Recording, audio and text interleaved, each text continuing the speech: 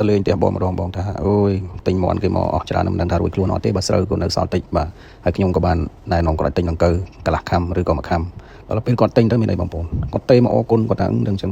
ដង្កូវយូរហើយបាទឥឡូវហ្នឹងមិនទេក៏មកដួងយកទៅ20ឈុតទៀតគាត់ទៅបាទដង្កូវហ្នឹងមានច្រើនយ៉ាងបងប្អូនបាទហើយអ្វីដែលខ្ញុំចិញ្ចឹមហ្នឹងគឺមានតែពីរទេគឺដង្កូវ BSF សម្រាប់ចំណីសត្វដែលជាដង្កូវសម្អាតបរិស្ថានហើយនេះខ្ញុំថាជាដង្កូវសម្អាតបរិស្ថានពោះដង្កូវហ្នឹងតាមដែលខ្ញុំពិសោធន៍មើលហើយការចិញ្ចឹមរបស់ខ្ញុំយូរទៅរបស់ដែលខ្ញុំយកមកពីផ្សារដែលគេកបត់ចោលដែលគេចោលដូចជាលាមកត្រីបន្លែផ្លែឈើលួយមកដល់ដាក់តែ10-20នាទីគឺបាត់ក្លិនហ្មងបាទគឺវាស្រូបយកទៅក្នុងខ្លួនវាចម្រាញ់ចេញជាប្រូតេអ៊ីនចំណីដល់សត្វទឹកសត្វគោកបាទសត្វលើទឹកសត្វលើគោកសត្វក្នុងទឹកសត្វបង្កងបង្គាត្រីកង្កែបអន្ទង់គឺវាស៊ីបានទាំងអស់មិនត្រឹមតែប៉ុណ្ណោះគឺយើងអាចកិនវាជាប្រូតេអ៊ីនយកទៅធ្វើចំណីរបស់កូនត្រីដែលយើងបង្កាត់ចេញមកថ្មីហ្នឹងបាទនេះហើយគឺសារៈប្រយោជន៍របស់ដង្កូវនឹងគឺច្រើនមែនទែនបាទចំណែកនិយាយពីដង្កូវដួងវិញមិនត្រឹមតែខ្លួនវានឹងមនុស្សហូបទៅជំនួយប្រូតេអ៊ីនជំនួយជាតិអូមេហ្គា3ជាតិខ្លាញ់ល្អនៅក្នុងខ្លួនប៉ុណ្ណោះទេបាទលាមកដួងក៏យើងអាចយកទៅដាក់ជី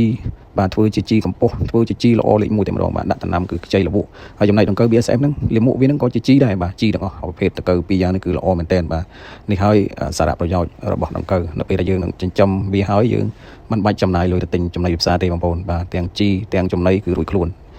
នេះហើយខ្ញុំហ៊ាននិយាយថាជំហានដំបូងនៃការជោគជ័យ